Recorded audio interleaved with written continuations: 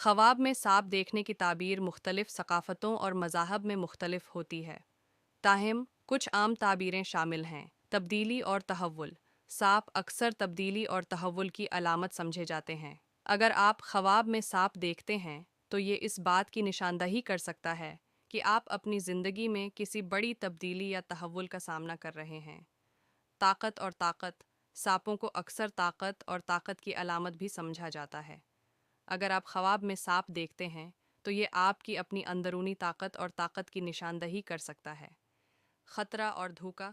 सांपों को अक्सर खतरे और धोखे की अलामत के तौर पर भी देखा जाता है। अगर आप ख्वाब में सांप देखते हैं तो ये आपकी ज़िंदगी में किसी मुमकिन खतरे या धोखे की निशानदही कर सकता है।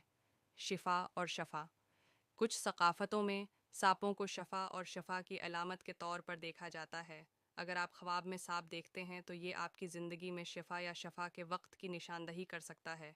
आपके ख्वाब की मखसूस ताबीर उस पर मुनहसर होगी कि आपने सांप को किस तरह के हालात में देखा। मिसाल के तौर पर, अगर आपने ख्वाब में सांप को अपने आप पर हमला करते हुए देखा तो ये आपकी ज़िंदगी में किसी धमकी या चीलिंग की निशानदही कर सकता है।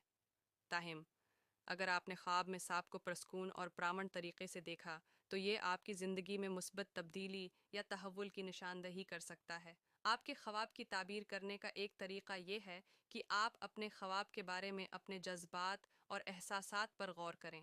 आपने ख्वाब में कैसा महसूस किया?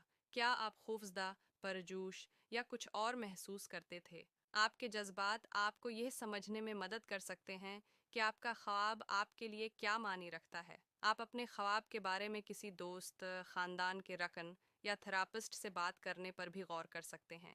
वो आपको आपके ख्वाब की ताबीर करने और उसके आपकी ज़िंदगी से मुताल्लिक़ मानी को समझने में मदद कर सकते हैं। यहाँ कुछ मखसूस ताबीरें हैं जो सांपों के मुख्तलिफ रंगों और साइज़ों से वाबस्ता हैं। सियाह सांप। सियाह सांपों को अक्सर मौत, खतरे या ताकत की अलामत के तौर पर देखा जाता है। सफ़ेद सांप। सफ़ेद सांपों को अक्सर रूहानियत, शफा या नई शुरुआत की इलामत के तौर पर देखा जाता है। सब्ज़ सांप। सब्ज़ सांपों को अक्सर खुशकिस्मती, खुशहाली या तरक्की की इलामत के तौर पर देखा जाता है। बड़ा सांप। बड़े सांपों को अक्सर ताकत, ताकत या चीलिंग की अलामत के तौर पर देखा जाता है। छोटा सांप। छोटे सांपों को अक्सर खदशात, खदशात या छोटी छोटी रुकावटों की अलामत के तौर पर देखा जाता है।